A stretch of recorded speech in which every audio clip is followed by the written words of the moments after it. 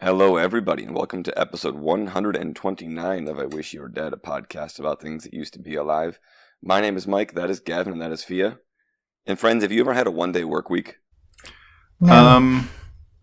I feel like probably once, yeah. That sounds awesome. Fia?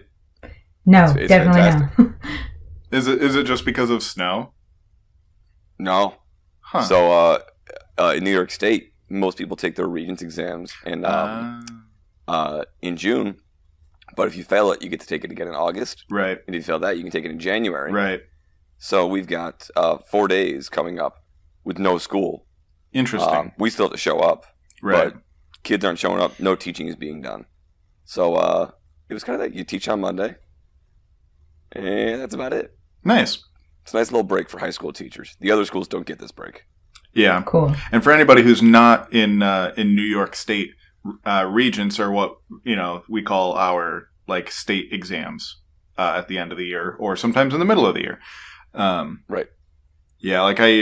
I should know what they're called in Pennsylvania now. As far as I know, actually, there aren't many large standardized tests in Pennsylvania, from what I've gathered from talking to a lot of the students from Hobie, which is the organization Mike, Fia, and I, volunteer at and met at. They're, 15, 16-year-old. And, yeah, I think I remember asking them what they do for state tests, and they were like, yeah, we kind of don't really have any. And that blew my mind as a New Yorker, because between, 9th grade and finishing high school, we take, 15? Depending on, what classes you take. Yep. You do 2 for social studies. You need 1 for English, 4 for science if you take all the science classes. Right, but you don't need to take all of them. Right. 1 or 2 for math. Or maybe 2 or 3 up for to math. 3 for math. Right, so you're looking at closer to 10. 10 probably. I know there's a French one and a Spanish one. I don't know about many other languages. There used to be, there is not anymore. Oh, when did that change? Anyway, this is After the we riveting graduated. content you come to us for. Yep. Anyway, yeah, we're here. Welcome, everybody, to this wonderful episode. Today, what we're going to be talking about, if you remember the beginning of last episode, I challenged myself to find a historical figure in geology or paleontology that wasn't super racist, because we've done, I think, episodes about 3 other people. And I don't remember about the first guy, but at least the last 2 were super racist. And so I challenged myself to not do that again, because it just made me sad when I was working on the script. So I found one, and we'll talk more about James Hutton and his life and times once we get into the main meat of the episode. But first, Fia, do you have some housekeeping for us? You know I do. Don't forget to rate the show on whatever platform you listen to us on, and follow us on Twitter, Facebook, and YouTube. And give us feedback about the show and any future topics you would like to hear on the podcast. And if you want to be a guest, which we would be very thrilled to have you, please fill out the guest form, and all that can be found in the show notes. And what is going to be next episode's topic? Yeah, next episode is an episode that ends in 0. So that means it's going to be a Mike Takes the Wheel episode. And, Mike, would you happen to know what the topic is going to be? Nope, not at all. Yep. True to form. Yep. Nice. We'll get there, don't worry. I was hoping after last week's, inspiring Today in History, something connected to that might inspire you. But I guess we'll see what this possible. episode's Today in History brings. So what do you got for us? So I'm not sure we're ever going to beat January 10th in history, but we got a solid trio here. All right. Of things. So most recently in 1984, the Apple Macintosh computer first went on sale. I don't have much else to say on that, but it's a thing that happened. That's cool. Yeah. Before that, in 1835, we have the first canned beer to go on sale. Whoa. First We're talking canned about beer. First canned beer, Kruger's Finest Beer in 1935. Huh. So, Prohibition just recently ended. I'm a fan of canned beer. Yeah. So I'm glad that happened. And then finally, going all the way back to 1848, James Marshall started the California Gold Rush, January 24th, 1848. Oh. That's cool. Yeah. So, and Gavin, you lived in California for a while. I sure did. Didn't find any gold, though. Dang. Well, raise a canned beer. As we are talking through, I presume an Apple Macintosh computer for James Marshall and the California Gold Rush. I bet there was some beers involved in the creation of the Macintosh, and also computers involve a lot of gold in them. A lot of the wiring is gold. So there we go. Fun fact. Cool. Fun indeed. Yeah, so that's January 24th in history. Thea, do we have a... it's not Swamp Corner. I always forget what it is. What the new one? I'm going to make you struggle a little longer. Really? Just gonna leave me out here? Seagrass Corner! Seagrass Corner. See, in my head, seagrass and swamp kind of go together, but... They are not. No, very, very different environments. Yes. All right. We piled on enough. All right. Anyway, welcome to Seagrass Corner. Today, I want to talk to you about the hawksbill sea turtle, or Rhepmocheles imbricata, which Gavin had to help me pronounce that before we started. It is one of the 7 total species of sea turtle in the world, fun fact. And they are, unfortunately, on the endangered species list. These hawksbill sea turtle get their name from having a unique beak-like mouth, which resembles that of a hawk, and is really cool for finding food sources in hard-to-reach cracks and crevices. And fun fact, they are one of the only species of turtles that can survive on a diet consisting mainly of sponges, which is fun. Huh. Yeah. These babies can, in adult, be about 2 to 3.5 feet, get to 100 or 150 pounds. No one really knows their lifespan, but probably about 50 years. They're found pretty much throughout the world, just in like the equator-ish region. Sure, yeah. And they're threatened by a lot of things like bycatch and fishing gear, so when they do trawls, they get caught in there. Climate change, harvest of the turtles and eggs, and then loss of nesting areas because people love their beaches and that's where they lay their eggs. Pollution and predation and vessel strikes, so boats hitting them. But they're really cool, and you should look one up. Yeah, eating sponges is a unique one. There's not a lot to eat in sponges to begin with, and in a lot of sponges, most of what there is to eat is literal glass. So glass and or like calcium carbonate, basically rocks. That's I would imagine there's probably a lot of what's the word I'm looking for? Other organisms that are living in the sponges that they're also consuming, like worms, shrimp, sometimes. Gotcha. That makes sense. Not that I would say that as like the main reason, but I would assume they would get some benefit from that too. Yeah, for sure. All right, awesome. Thank you for that, Fia. And now onto the entree of the episode. Talking about a man called James Hutton, who is one of many people that you'll often hear called the father of modern geology. So we've talked previously in episode 67 about Nicholas Steno. He is sort of the father of geology writ large, and was around, close to 100 years before Hutton.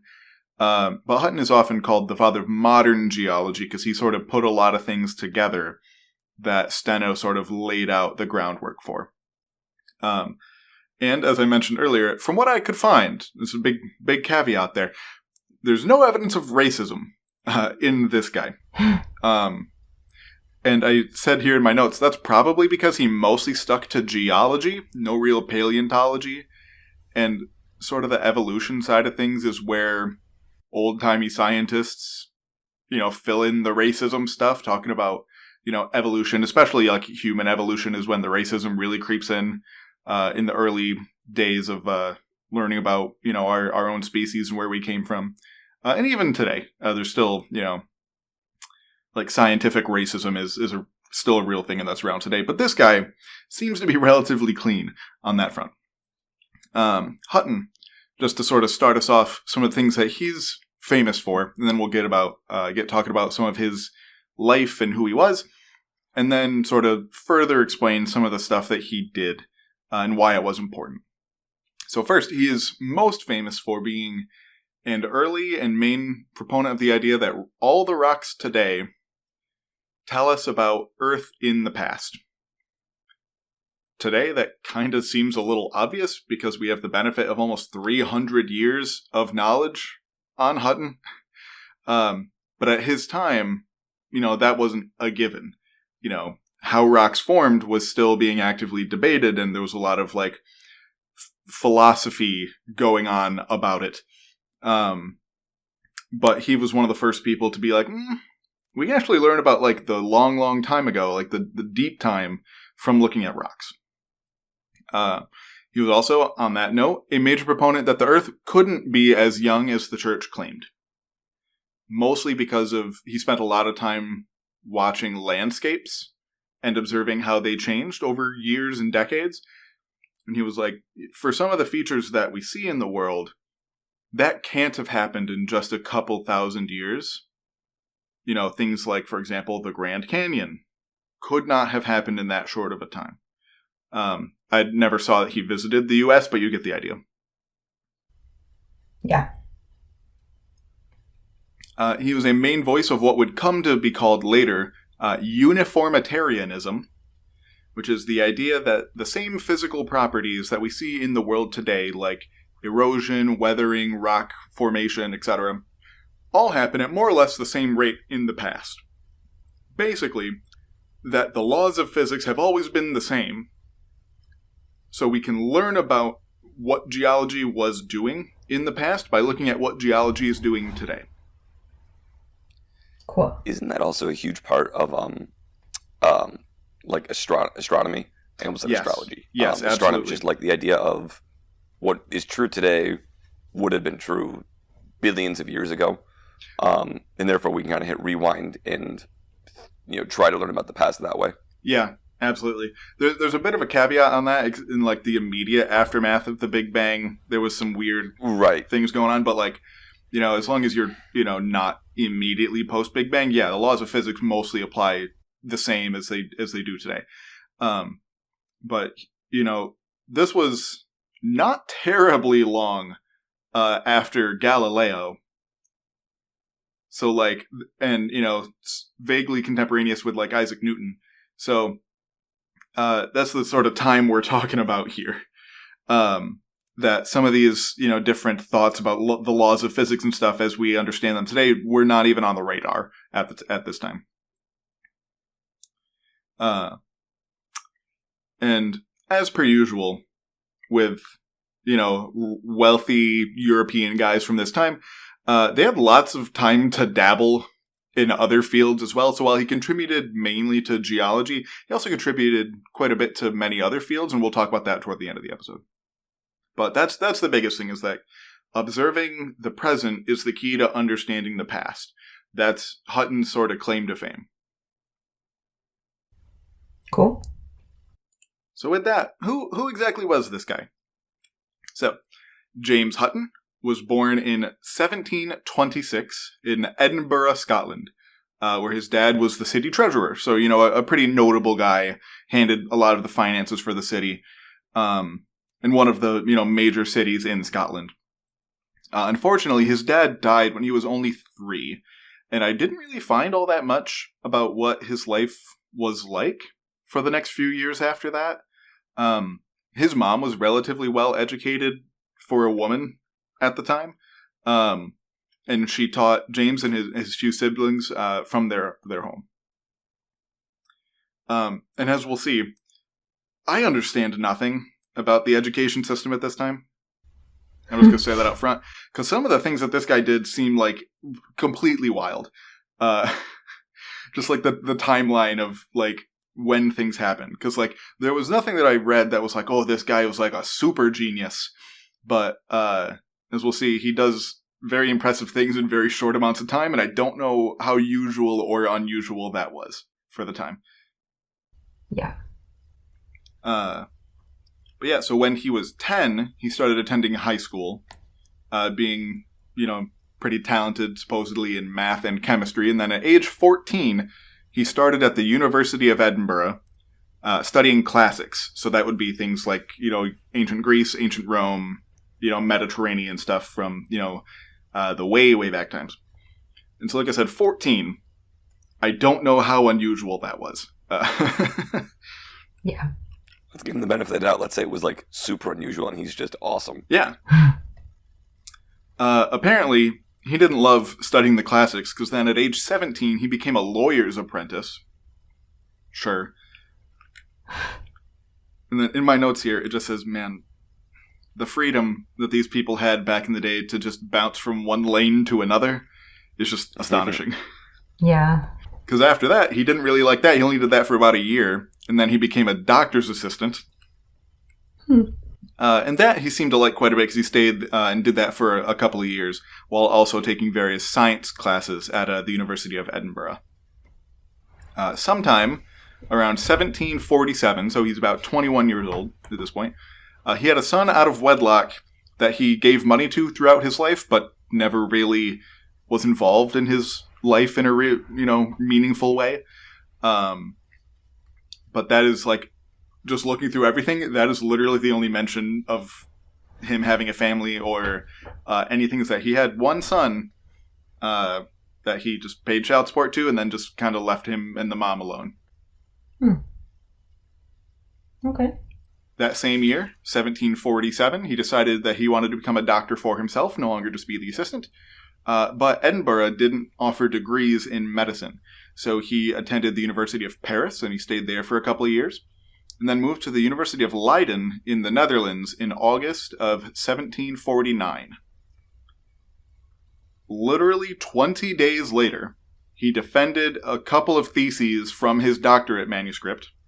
A couple? Yes. Supposedly, and again, I have no idea what academia was like at this time, because it said supposedly his manuscript had 92 theses in it. What exactly that means?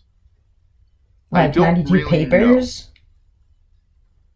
Well, even that would just be astonishing, because he'd only been in Paris for 2 years. Yeah. But I did see, out of the 92, he publicly defended 2 of them. And then got 9 days after that, was given his doctorate in medicine. So he was in Paris for 2 years, then the Netherlands for a month, where he defended 2 theses and got his degree. Presumably it was on stuff he did in Paris, but I understand nothing about how this system of academia worked back in this time. But yeah, so he was now a medical doctor, and so he moved to London for a little bit, and then back to Edinburgh in 1750. There, instead of going right to work as a doctor, he still enjoyed chemistry. Throughout his entire life, he really loved chemistry. One of his friends, named James Davies, they worked on chemistry together, and they started a business creating useful chemicals from all the really nasty soot that Edinburgh had from burning lots and lots of coal. This is still the mid-1700s. They burned coal for everything. And so all of this soot, was just everywhere. And the chemical specifically that they manufactured was called ammonium chloride. Basically, it's a salt that's used in various dyes. It's used in smelling salt. And used in various ways in metallurgy and foundries, basically making steel. But up to this point, it could only be sourced from nature, and nowhere in like the British Isles or like continental Europe. Most of it came from Egypt and other parts of northern Africa. So they had to import it all that way. But Hutton and Davies were just like, hey, we can take this gross soot that's literally everywhere and turn it into this super useful, chemical. And they made a boatload of money. Yeah, that sounds about right. Yeah. And so with all this money, he bought a bunch of properties in Edinburgh and rented them out to continue having money. And this, in my notes also, this was before I read about the sun thing. But in my notes here it says, the worst thing I was able to find about the guy was that he was a landlord. Slumlord. Yeah. I didn't see anything about how well he kept his buildings. Maybe he collected all the soot from his buildings, so his buildings were somewhat soot-free. I don't know. But yeah, so he did that, worked, running that business for a few years. And then in the early, so like 1752, 1753, he moved back to his family farm, which is sort of on the coast outside of Edinburgh, and began running experiments on how best to farm and raise animals and plants using techniques that he had learned from his travels and doing lots of reading and stuff. He's like 26 at this point, and he's already made effectively like a millionaire. And he just moved out to the farm and was just using these, the company and also the rental properties to just pay for his farm life, which I think is pretty awesome. Yeah, that's great. And it was at the farm here where he actually started to become interested in geology. Geology was not really a field, unlike medicine, which has been, a field as long as people have been around to get hurt, effectively. Yeah.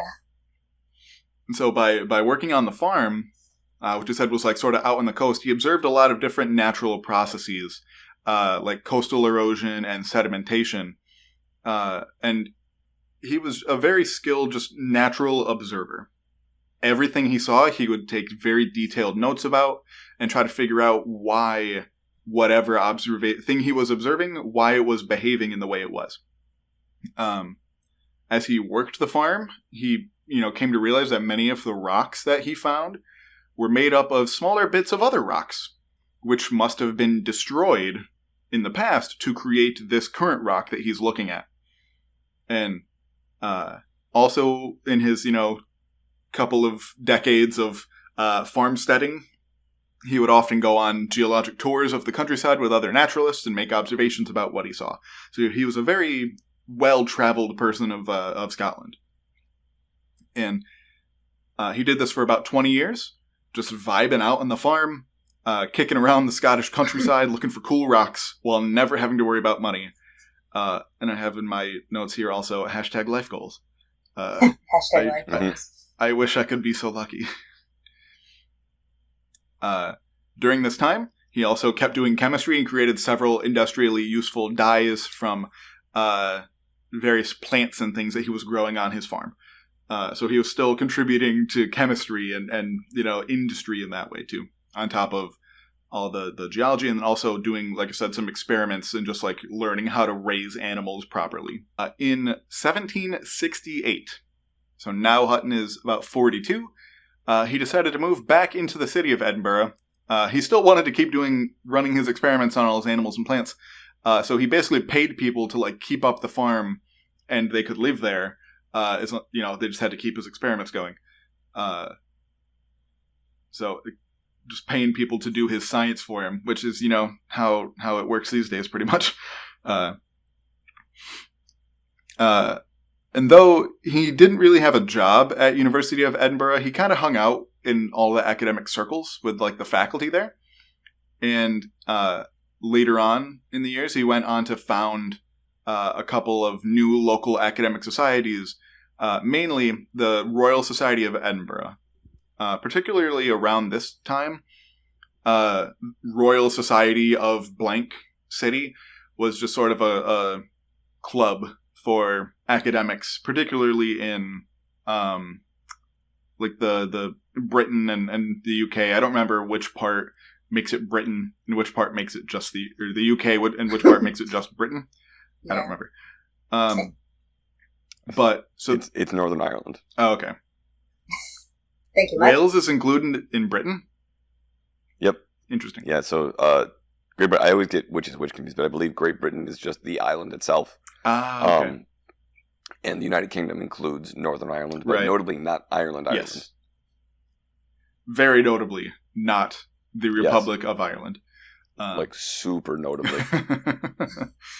According to Star Trek, Irish reunification happens in the year 2024, so we'll see. Anywho, so all these different cities in the UK basically had their own Royal Society of Edinburgh, Royal Society of London, and that's where all the academics got together and would give presentations to each other about their research. And so he basically helped found the Royal Society of Edinburgh. Of note was his, we'll say, friendship with fellow doctor and chemist Joseph Black. More on him a little later.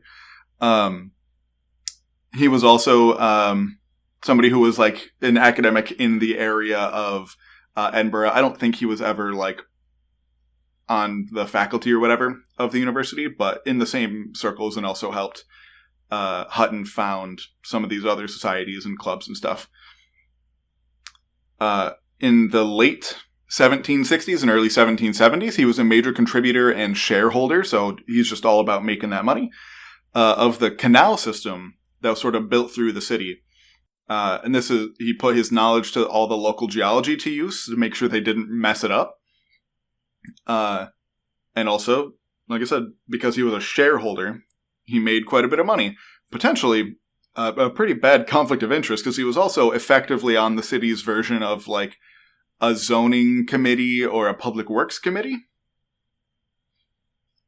So he was like the one making decisions, but also profiting off the decisions.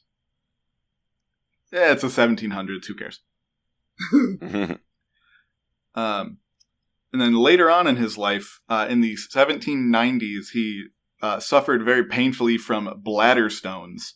And eventually, in 1797, he died from complications of trying to have them removed surgically. Oh, no. Well, that's a shame. Yeah. His friend, Joseph Black, died in 1799, so 2 years later, and was buried near Hutton. I put emphasis on friend because the first thing I saw when I read a lot of the stuff about them being very close friends, neither of them were ever married, neither of them really had a family, I was like, my headcanon is that they might have been gay. There's for legal reasons, there's no evidence for that at all.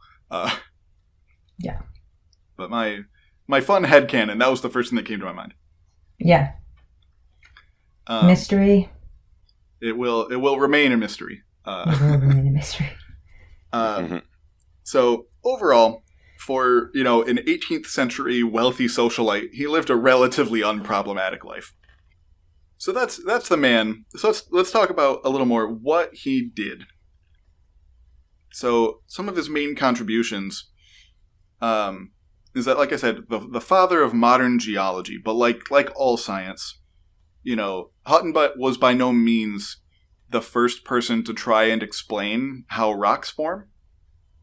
There's always, people have been doing that for millennia. Aristotle, I'm sure, had thoughts about where rocks come from. But he was one of the first to get pretty darn close to how we understand it today. His two main publications were, and I quote, this whole thing right here is the title, Theory of the Earth, or An Investigation of the Laws Observable in the Composition, Dissolution, and Restoration of the Land upon the Globe. That was title number 1. Really title long number 2, title. Very. Title number 2, Concerning the Systems of Earth, Its Duration and Stability. Long story short, for those, both were published in different presentations to the Royal Society of Edinburgh, both in 1785. And so these works collectively basically say rocks that make up the land today were, in general, formed in the oceans, mostly from the types of materials that we currently see near the coast today.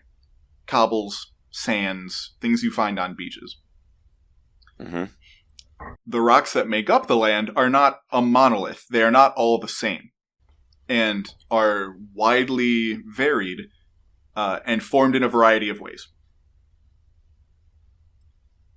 Before what currently is land was land, there was other land that eroded into the oceans, became rocks by the same forces that are observable today, and was uplifted to form today's land. He's sort of the first person to put it in a cycle like that, in an indefinitely repeating cycle. Also following on from that sort of cycle, the old land had plants and animals just like our modern land does. So he threw in a quick explainer for fossils, which I appreciated. And lastly, our modern land masses were formed by natural processes that you can go see happening today. And as a listener to this type of podcast in particular, in the year 2024, yeah, all that seems relatively obvious.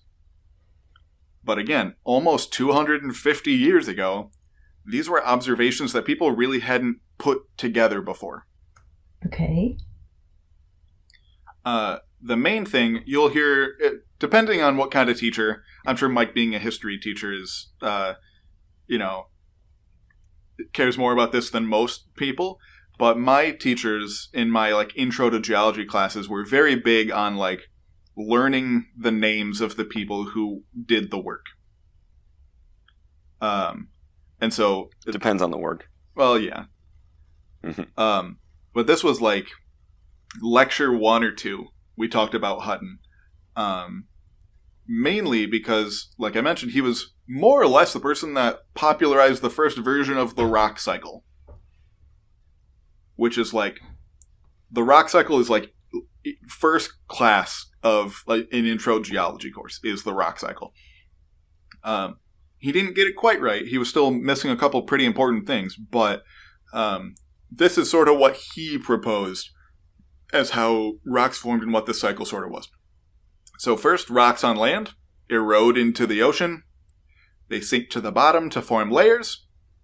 They get heated up by the Earth's internal heat, which was not widely accepted at the time that the Earth had a warm inner core. These rocks, because of that heat, compacted and fused together to form actual rocks, and then being uplifted to the surface, then being eroded again back into the ocean, so on and so forth. And yeah, he's missing a couple important steps. He doesn't really talk about metamorphism or igneous rocks at all. But if I was explaining the rock cycle to a second grader, that's almost exactly what I would say. And he just got that during his time? That's great. Yeah, just like I said, he would just sit out and watch stuff happen on the ocean. And the thing about the Earth's being warm in the middle, that was just sort of him reasoning out, okay, what could cause these particles of sand I find on the beach to then become sandstone? He's well, some pressure and some heat, you need something to sort of push all the pieces together so they don't just fall back apart. That was him just sort of logicking it out. The heat isn't as big of a thing for sedimentary rocks, so that was a little bit of a miss, but he was inadvertently right in the end. Another thing that he didn't... he wasn't the first one to talk about this, but again, just more notable people talking about this, coming to the same conclusions is how science works, particularly when they come to the same conclusions independently. But he once visited in his travels all across Scotland doing these tours of all these farms, where he saw some granite cutting through some other metamorphic rocks. He correctly interpreted the granite as having been molten when this happened. Others at this time thought that granite, the same granite that makes up countertops and stuff and makes up most of like the continental basement rock. So like underneath all the layers of sedimentary rocks on the continents, there is these massive called plutons of granite. That is an igneous rock. And so he was the first one to sort of popularize that granite is an igneous rock, was molten when, it formed. Others at the time thought that granite was formed by minerals precipitating out of water, like hydrothermally, which is very common in quartz by itself, but that's not how granite is formed. More importantly, though, he concluded that the metamorphic rocks must have been there first. If the granite cut through the metamorphic rocks, those metamorphic rocks must have been there first for the granite to cut through. Again, rather simple logic.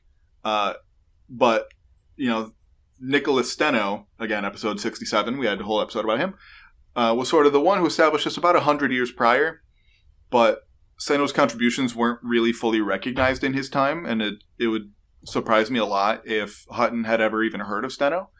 But many different, well-regarded voices coming to the same conclusion separately is how scientific theories form. And that idea, called the principle of cross-cutting relationships, is, again, that's like maybe lecture 2 of Intro Geology. He was also an early detractor of what was called the Neptunist movement. Neptunism sort of was the popular idea at the time, which said that rocks were all deposited in a major catastrophic global flood. Not necessarily like the biblical flood, but a global flood nonetheless. And that's where they thought rocks had come from. That was their explanation for why there is rocks that seem to be from the ocean up on land, is that it was underwater at some point, which they were right. They just kind of got the order wrong. Cool. And so Hutton was sort of the main supporter of what is called the Plutonic movement. Basically, it was his ideas of erosion, then solidification, and then uplift. That whole movement was basically all of his ideas. And along with this, he was also part of that growing consensus that I mentioned before, that Earth is much older than what the Bible says it should be, according to all the scholars at this time. All these processes that he, laid out took place over much longer timescales than hundreds or thousands of years. It wouldn't really be another century until science sort of developed the tools for trying to put like an empirical measurable date or number to that amount of deep time. But his observations were the basis for establishing deep time as a concept at all.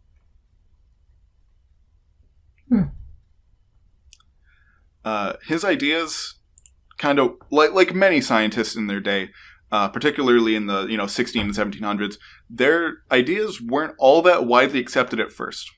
It's not like if he was presenting some of these things in London, he probably would have been taken a lot more seriously and his ideas spread a lot faster. But Edinburgh, England just likes to kick Scotland anytime it can.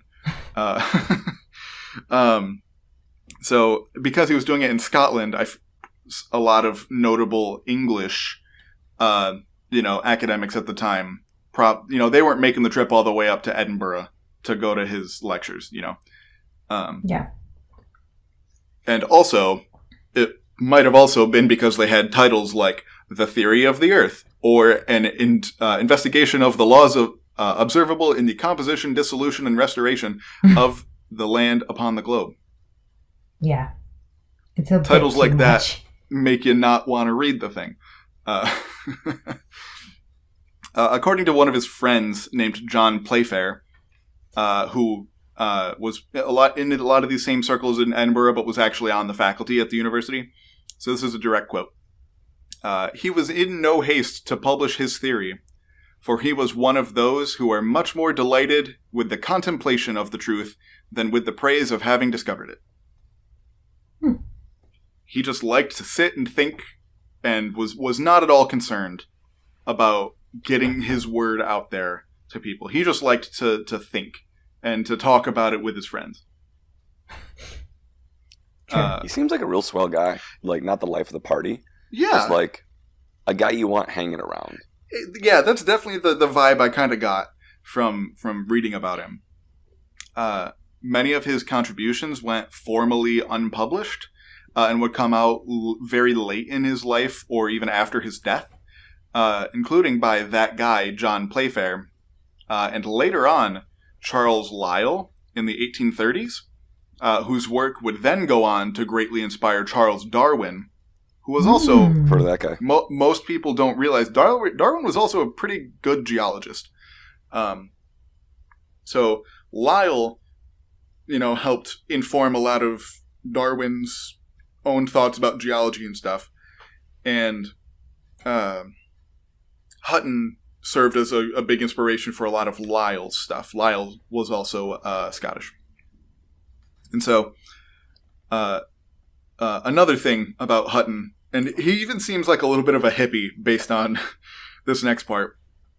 So he sort of liked to describe the Earth as a whole, as a living system, comprised of both the biotic and abiotic processes of nature. Basically, that everything is connected to everything else, and that Earth is essentially a singular living being. Hippie stuff. This all gets very into philosophy, but there are some points to this, in that what he was kind of getting at, I think, was that things like, both the biotic and the abiotic forces affect things like the different levels of gases in the atmosphere, the level of salt in the oceans, etc. So it's an entirely interwoven and complex global ecosystem, essentially. And much later, in the 1970s, this would be coined the Gaia hypothesis, and is an interesting rabbit hole to go down if you so choose. It is very hippy-dippy, but it's interesting in that it has a lot of good points, but I'm like, do you have to phrase everything like that? Very metaphysical. And so one of the last things that I'm going to mention here is that even though I said at the beginning he didn't work all that much in paleontology, he did have a bit of thoughts inadvertently on evolution. He didn't really... Oh. Yeah. He sort of stumbled into being really close to establishing natural selections, or natural selection, over 50 years before Darwin published his book. And in fact, Hutton died a couple years before Darwin was even born. So he sort of argued that his theory of uniformitarianism, that, processes in the past are the same as processes today, he argued that also applied to living things. And here's a quote from one of his books. Quote, "If an organized body is not in the situation and circumstances best adapted to its sustenance and propagation, then, in conceiving an indefinite variety among the individuals of that species, we must be assured that on one hand, those which depart from the best adapted constitution will be the most liable to perish, while on the other hand, those organized bodies which most approach the best constitution for the present circumstances will be best adapted to continue in preserving themselves and multiplying the individuals of their race." Race meaning like species. Basically, the individuals who were better at finding food and having babies would live. Those that were worse would die. That's natural selection right there. More or less.